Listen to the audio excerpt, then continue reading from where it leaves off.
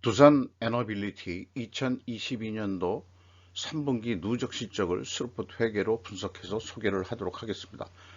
매출은 45% 증가했고요. 영업이익은 무려 2,404%가 증가했습니다.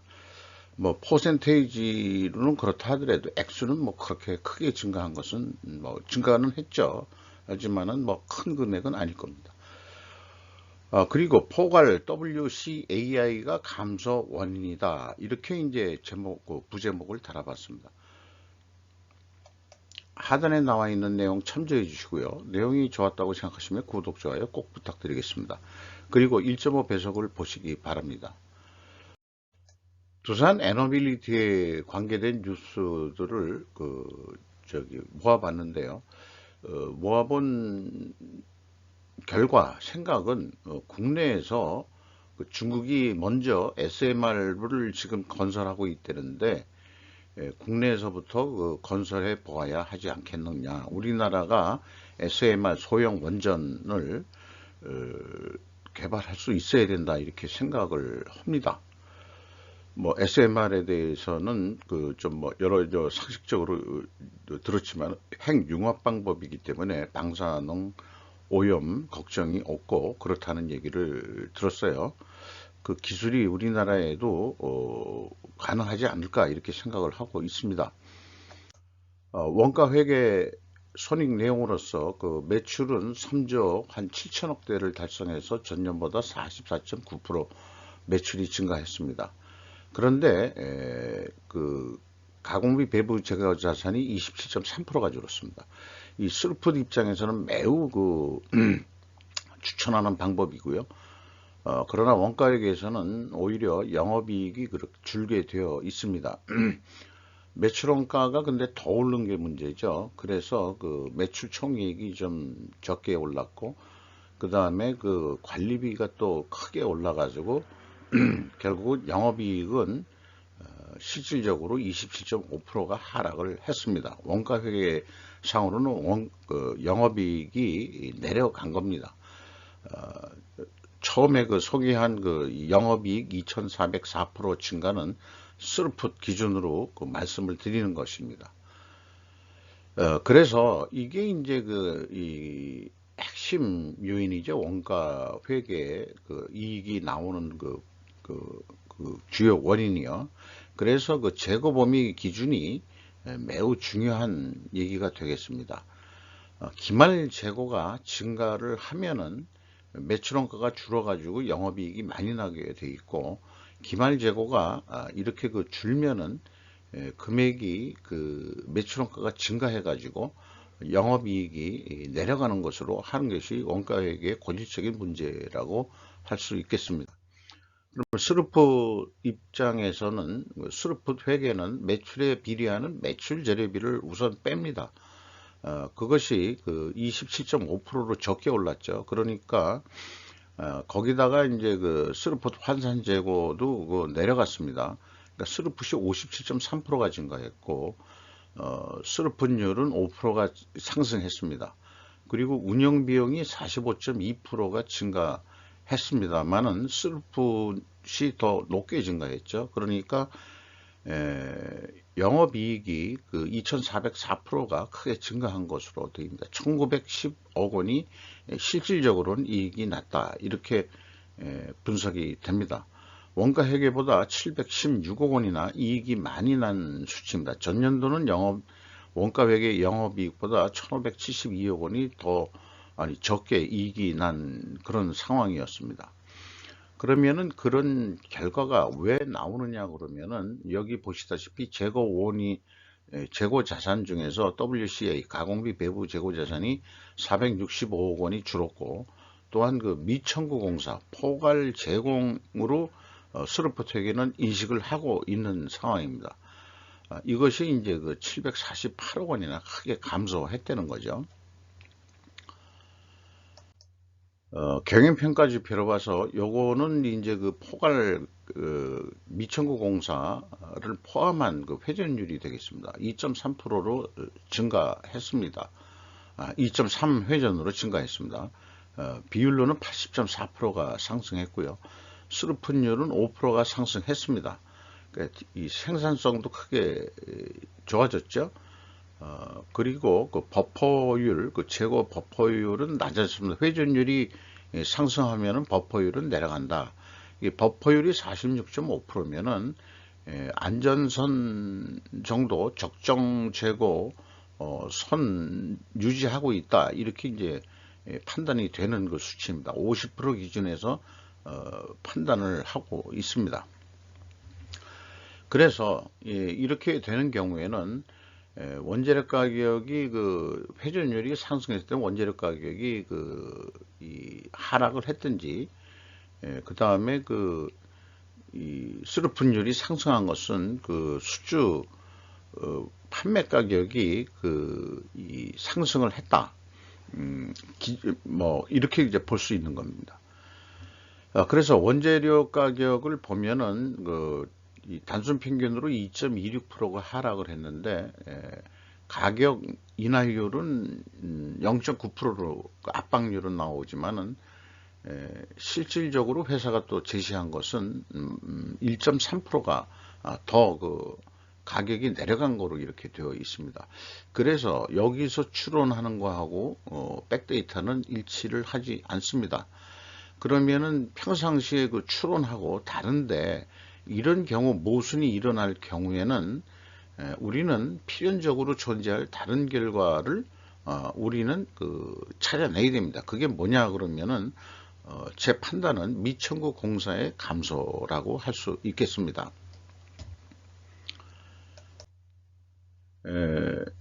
원재료 가격을 상당히 발전 부분의 재료들인데, 많은 우리 철강류, 비철금속, 그 다음에 이제 그다음에 철강, 뭐 이런 것들, 그 다음에 이제 뭐 이 특수한 합금 뭐 이런 거 같아요. 니켈도 여기 나와 있고요.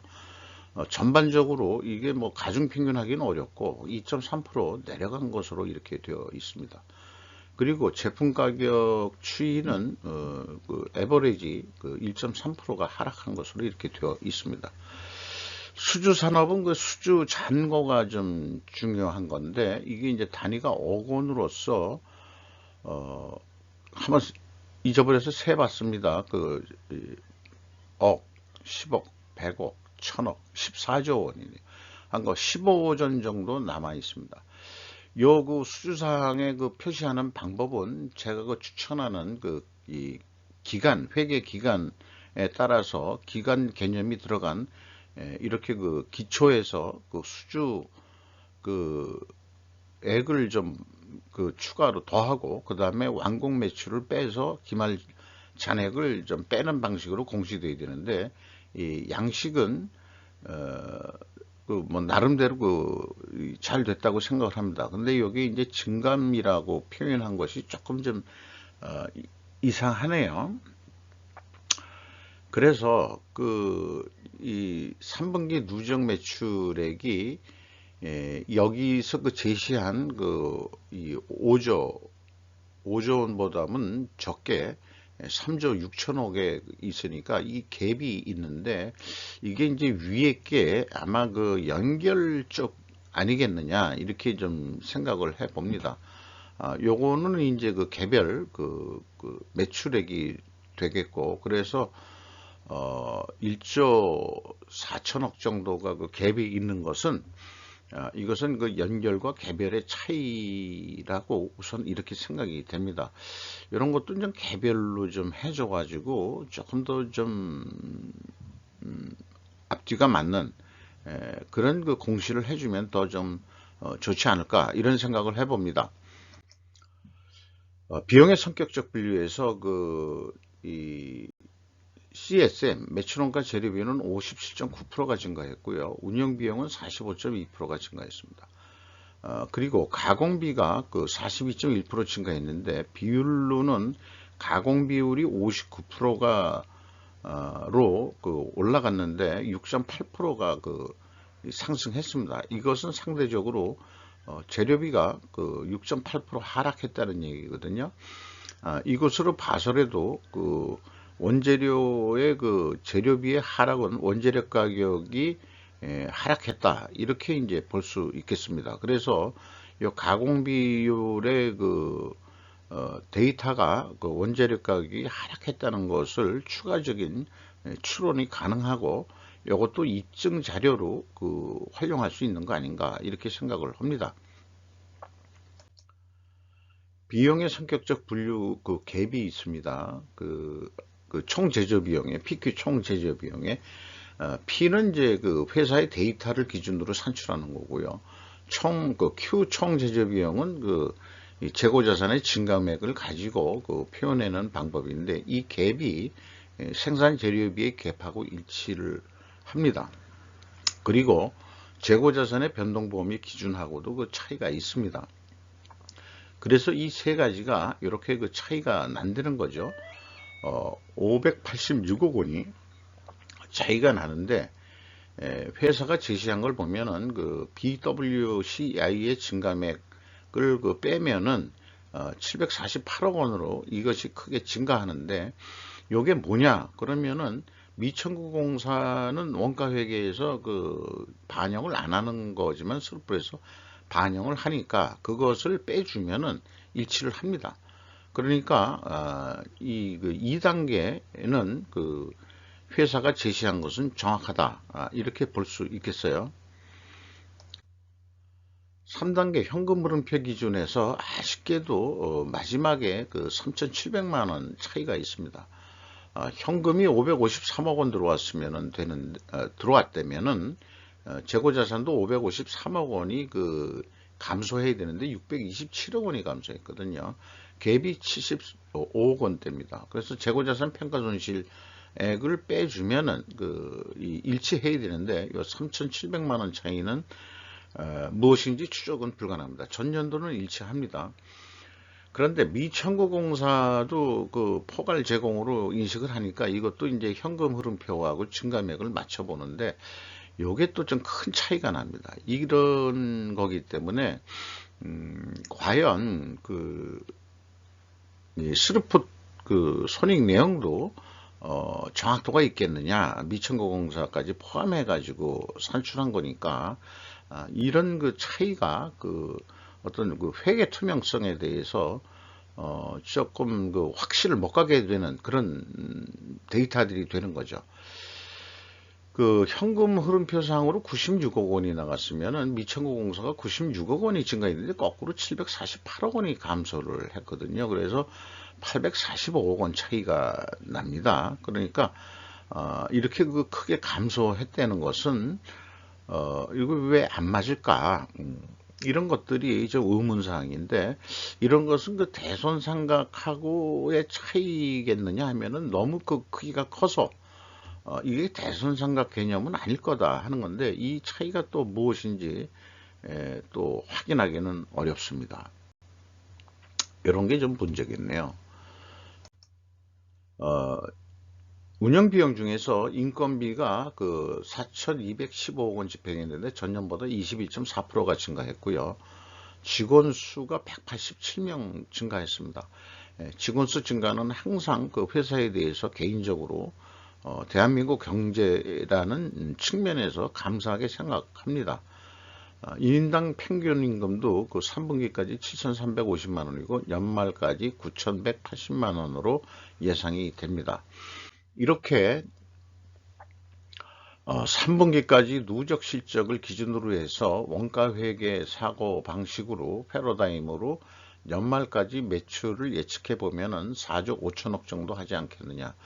그런데 이제 매출원가도 차이가 당연히 나는 거죠. 총제조 비용에서도 차이가 나는 액만큼 586억 원이 차이가 나기 때문에 이런 갭이 있는 상태에서 예측을 해본다는 것은 좀 결국 오차가 나지 않겠냐 하는데 이 오차가 나지 않기 위해서 여기 말하자면 매출원가가 4조 1천억 원대로 산출을 했는데 이 매출원가가 산출하는 내역은 총 제조 비용에서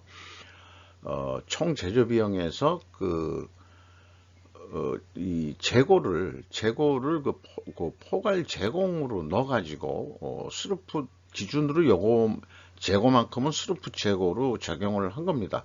이 오차 범위를 제거하기 위해서요. 오차를.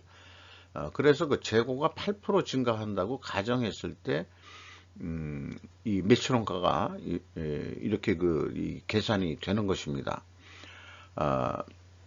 요거는 여기 매출 증가를 했을 경우에 이제 표현을 한 것입니다.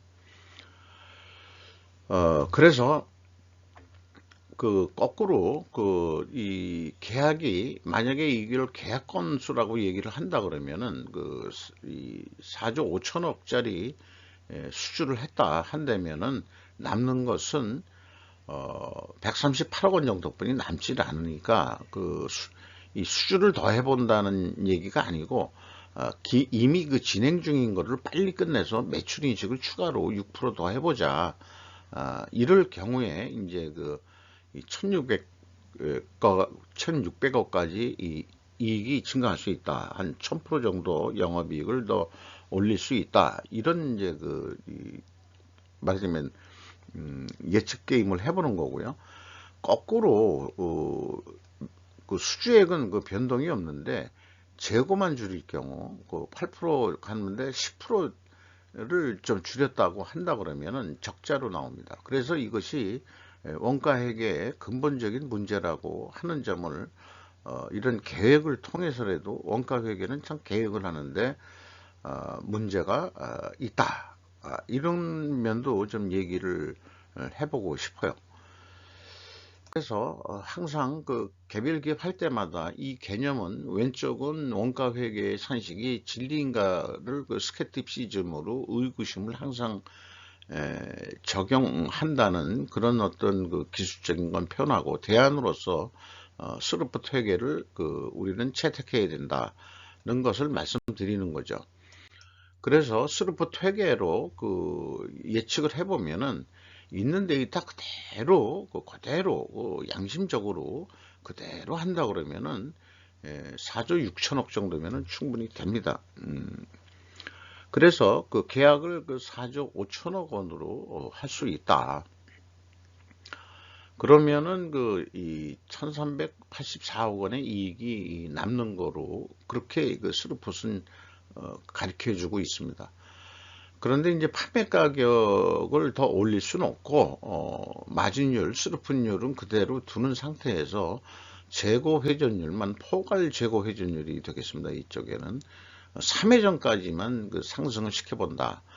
4.2% 증분율을 성공시켜본다. 이 경우는 물건을 더 판매했다기보다는 이미 계약된 것들을 적기에 납기 달성을 해가지고 추가 매출 인식을 한다는 거죠.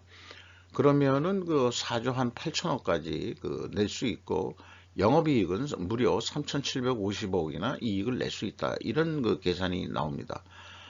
그런데 원가회계서처럼 수주액은 매출액은 그대로인데 재고만 줄인다 그러면 어떻게 되느냐 그러면 재고가 줄어도 스루풋은 계약 당시에 예상 영업이익은 크게 변동이 없습니다. 왜 그러냐 그러면은 스루풋은 매출에 비례하는 매출 재료비이기 때문에 그렇습니다. 그리고 가공비하고 판매관리비가 변동될 일이 없는 고정비 성격이라는 거죠. 이렇게 해서 나오면은 3,700억하고 1,380억 사이 차이인 2,360억 범위 내에서 실질적인 영업이익이 결정이 될 것이다. 이렇게 이제 판단이 됩니다. 이런 예측 게임을 했다고 보시면 되겠습니다. 연간 두산 에너빌리티가 기껏해야 많이 해봐야 한 5조 원도 아직 못한다 그러면은 아직 많이 약세 상태에 있다 이렇게 생각이 됩니다. 많이 두산중공업이 이 외형이 축으로 들어 있는 상태다 이렇게 볼 수 있을 것 같아요. 주가는 4,250원이 하락을 해가지고 장부 가격 대비 146%로 떨어졌습니다. 그래도 나름대로 장부 가격보다는 더 인식을 받고 있기 때문에 뭐 나름대로 선방은 하고 있는 거다 이렇게 판단은 되고요. 주주 내역은 두산이 30.5%를 가지고 있고 국민연금이 5.49%, 외국인이 11.77%를 소유하고 있는 것으로 되어 있습니다. 이상 두산 에너빌리티 2022년도 3분기 누적 실적을 스루풋 회계로 분석을 해서 소개를 해드렸습니다. 감사합니다.